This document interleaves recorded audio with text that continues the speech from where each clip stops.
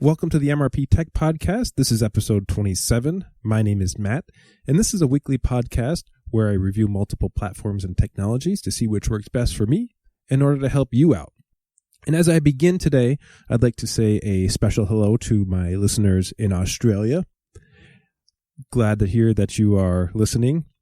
And it's pretty neat because as I started this, I never imagined that with the ease of how it is to listen to things on the internet that my podcast could reach so far. So thanks for tuning in and thanks for listening. Before we get to our main topic today, I want to sort of talk about a few things that are sort of behind the scenes here. And September has been a pretty big month. I've got a few surprises coming along the way. And one of the things that I've been doing over the last week or so is improving the MrpTech Reviews website. And I really would like some of you out there who maybe are looking for something to do and you have a free second, take a look at my website and see if there's anything that I could add or make more functional on that site before I kind of roll out a few more things. So if you could help me out, just go to www.mrptechreviews.wix.com/home and tell me what you like about it. Tell me what you don't like about it. And I would love some feedback on the website. Last week, I also put out several video reviews on the YouTube channel. The last one that I put out is how to install Ubuntu 16.04. So if you are curious about trying Linux or how to install Linux for the first time, that's a good video to watch. Just go to YouTube and search for MrpTech, and you'll see my channel. And in today's episode, what I want to discuss is some of my favorite iOS 10 features. Now, many of you probably know that iOS 10 was released last week, and there are so many features to discuss that getting into all of them would take hours to do. And what I want to do is just talk about some of my favorite features that I enjoyed about iOS 10. Now, I haven't deployed iOS 10 on my daily devices just yet.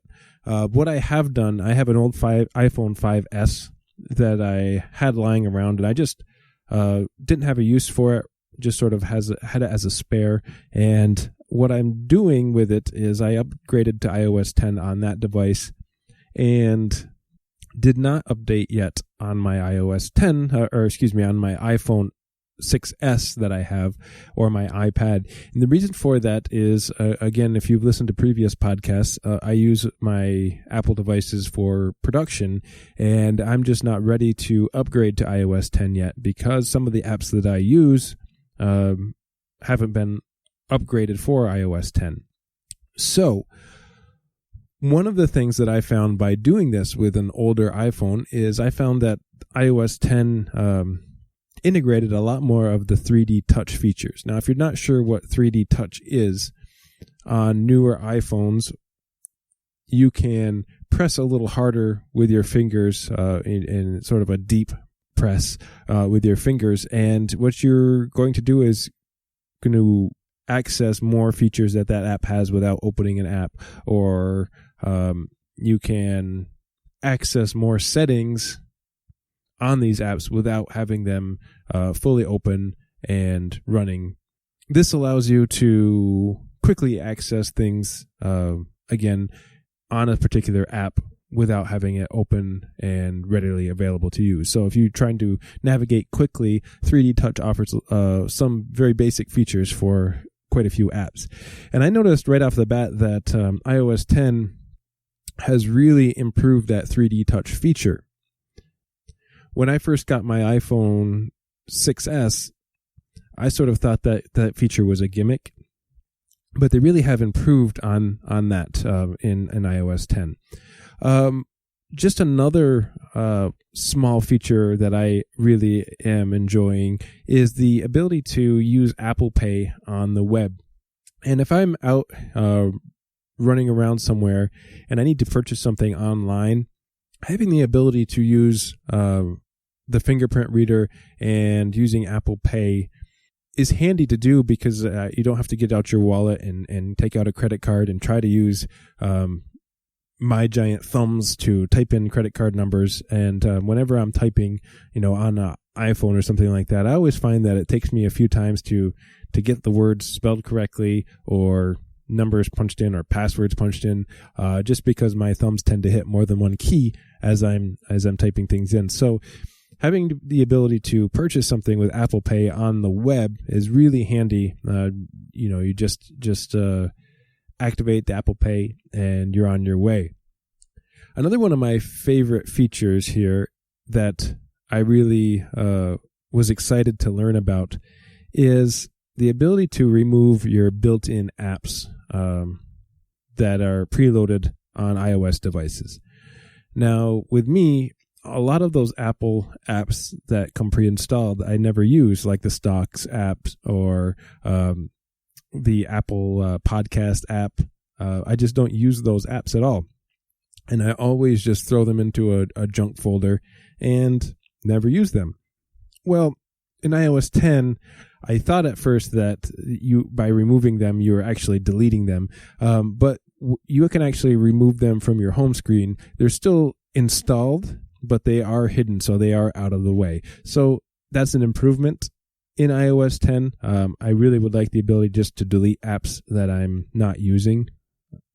That's sort of I feel like it's my device. When I do that, I feel like I can delete apps that I want deleted. But of course, in the grand scheme of things, that you're merely borrowing a device and you are licensing the device that Apple owns. So you basically are set in however they want you to use the device. With this improvement, though, you can hide your apps so that you can't see them anymore, those apps that you do not want installed. Hopefully in the future you'll be able to remove the apps without doing something like jailbreaking your phone. One of my favorite new apps in iOS 10 is the ability to, new features in iOS 10, is the ability to transcribe voicemail. This is great for someone like me, as if I'm getting a voicemail on my phone, I'm not very likely to check it very often, and a lot of times I avoid checking my voicemail. With this, anytime you have a new voicemail, iOS 10 will transcribe your voicemail for you, and it will sort of leave you a text transcription of that voicemail, just like Google Voice used to do. If anybody's used Google Voice, it's just about as accurate. Not perfect, but it's a step in the right direction, I think. Now, going back on that 3D touch features that I was talking about for iOS 10, having improved 3D touch a whole lot, one of my favorite things that I'm seeing is if you receive a lot of notifications on your phone like I do, the ability to use 3D touch and pressing the X at the top of your notifications, instead of just clearing out one notification at a time, now you have a clear all option, which is great. You can get rid of everything all at once. I look for certain notifications, but a lot of times I'm not even using the notifications as well as I could.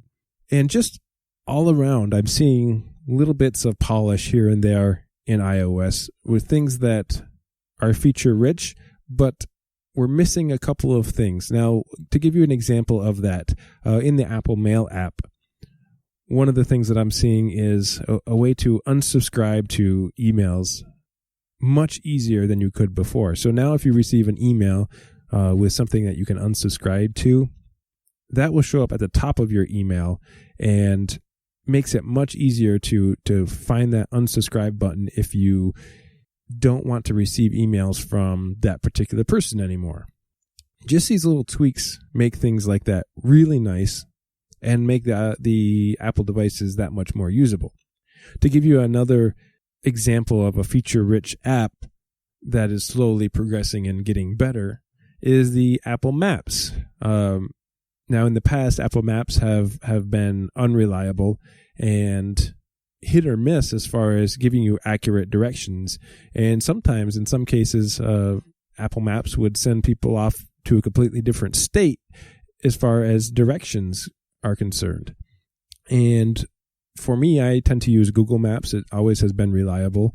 And this is making me want to check out Apple Maps and compare it again to Google Maps and see just how much these improvements are making traction in this new updated version of Maps.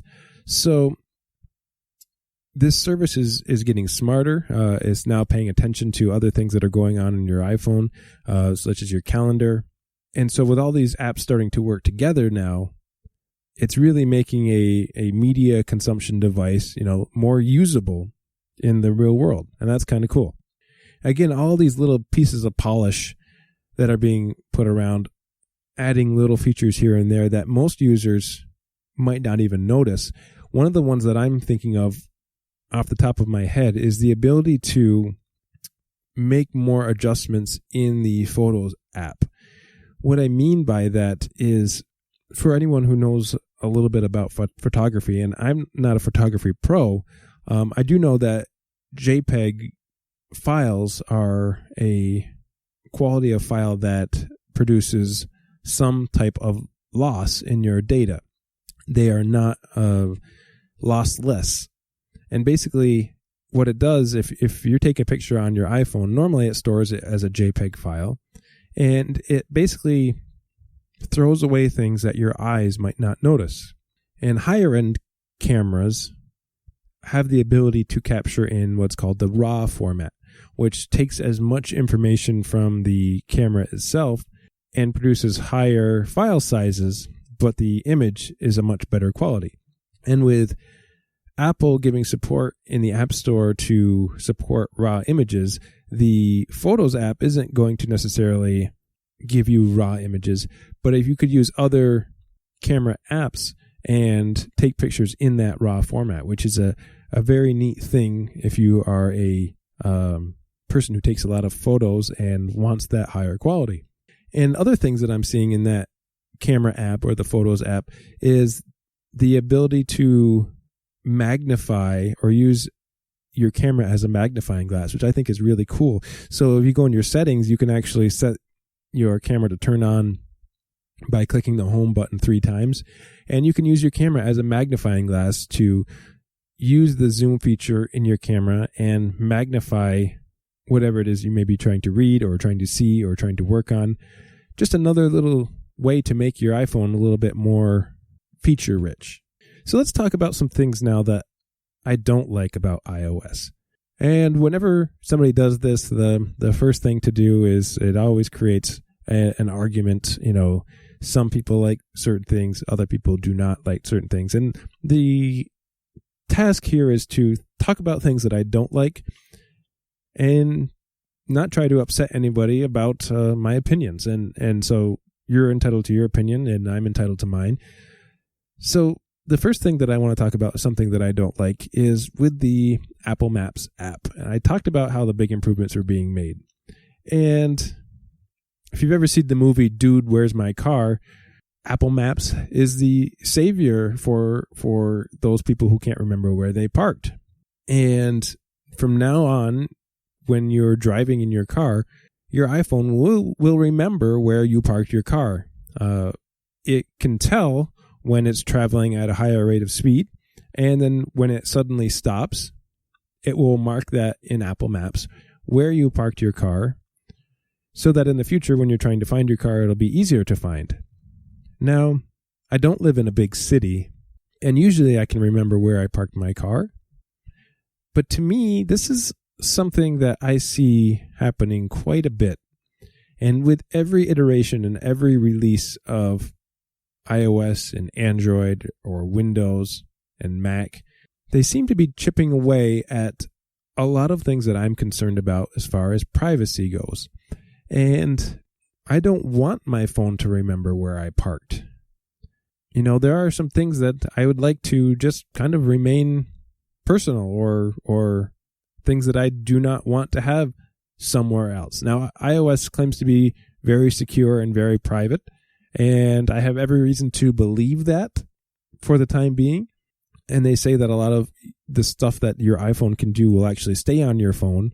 But at the same time, that's been said before by other companies and turned out to not be true.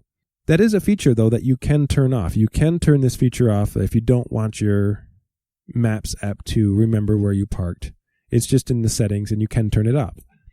And a couple other things that I really don't care too much about in iOS.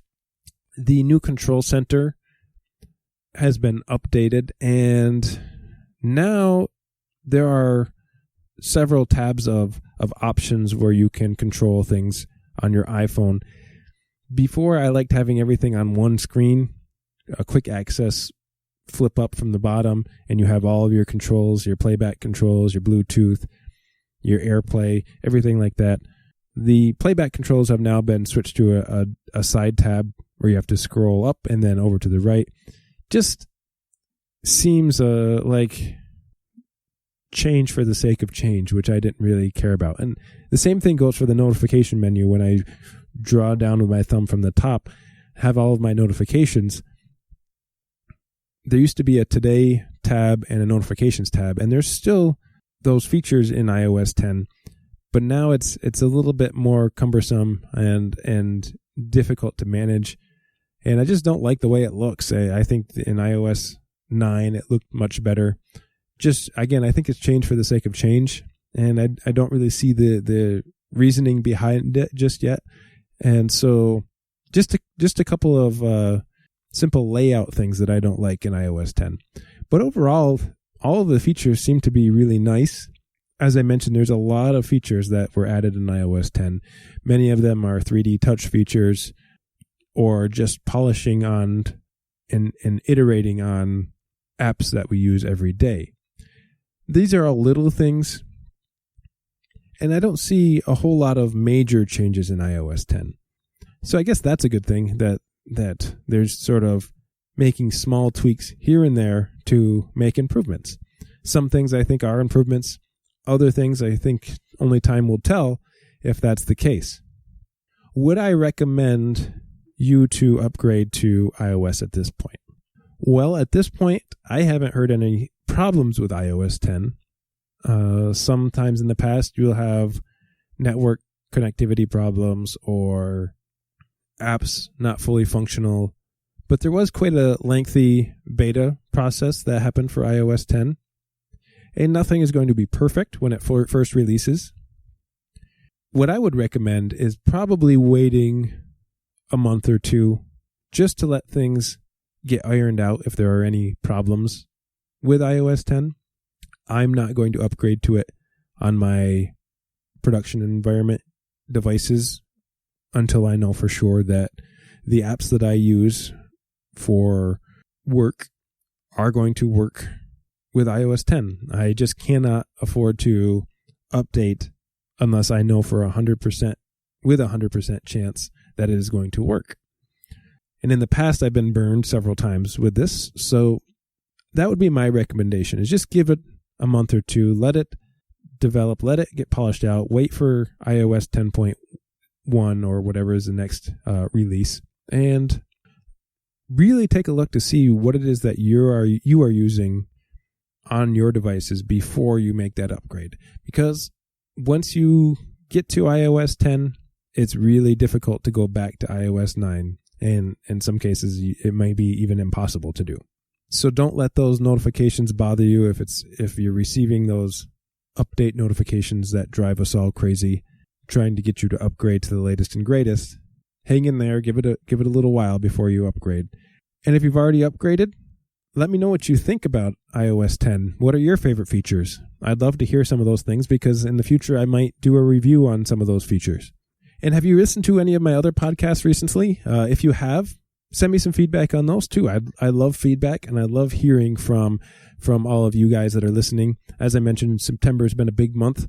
I'm getting a lot more listeners, and I'm trying to improve from week to week. So send a review to me, give me some feedback. You can subscribe to my RSS feed and listen to my podcast directly on your devices. And so you can also check out my Facebook page. It's MrpTechreviews on Facebook. You can send me an email, mrptechreviews@gmail.com. And please stop by my website and give me some reviews and feedback on how my website looks. I'm trying to make it a professional-looking site with lots of great information on there. So it's www.mrptechreviews.wix.com/home. And thanks so much for listening. We'll see you next time.